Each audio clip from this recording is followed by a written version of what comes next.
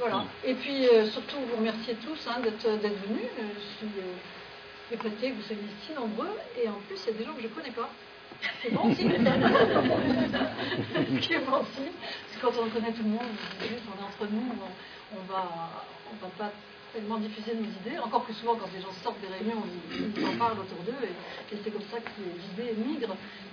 Pourquoi aujourd'hui les industriels préfèrent mettre dans des centres d'enfouissement technique leurs déchets plutôt que de les recycler? C'est parce que ça coûte moins cher, tout simplement. Si on taxe la mise en décharge au niveau suffisant pour que ce soit plus intéressant financièrement de recycler, les industriels savent faire.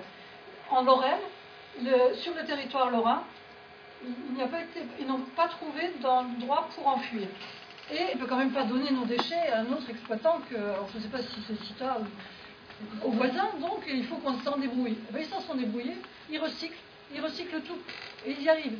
Alors c'est vrai que ça coûte 36 € la tonne et pas 7 € la tonne comme dans un centre d'enfouissement, mais s'il y a une vraie volonté politique de taxer à sa juste valeur les déchets dont on veut se débarrasser, on a vite une solution, et je pense que même dans l'urgence, c'est une très bonne solution. Le député sortant, qui a eu 3 ans pour mettre en œuvre éventuellement cette taxe, j'espère qu'il n'a pas joué, comme font beaucoup les politiciens, la démagogie en vous disant effectivement vous avez une nappe phréatique, alors on va trouver un endroit où il n'y a pas de nappe phréatique, c'est difficile, dans notre région il y en a vraiment beaucoup.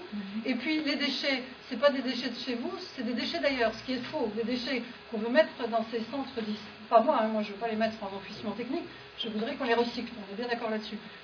Sauf qu'ils viennent du Val d'Oise. Alors ce que disent beaucoup de gens du sud d'Yvelines et Essonne, c'est continuez donc à les mettre dans le Val d'Oise, c'est tellement mieux, les camions ils se baladent là-bas, ils viennent prendre les déchets les Yvelines, ils vont dans le Val d'Oise, on continue comme ça, tout va tout très bien.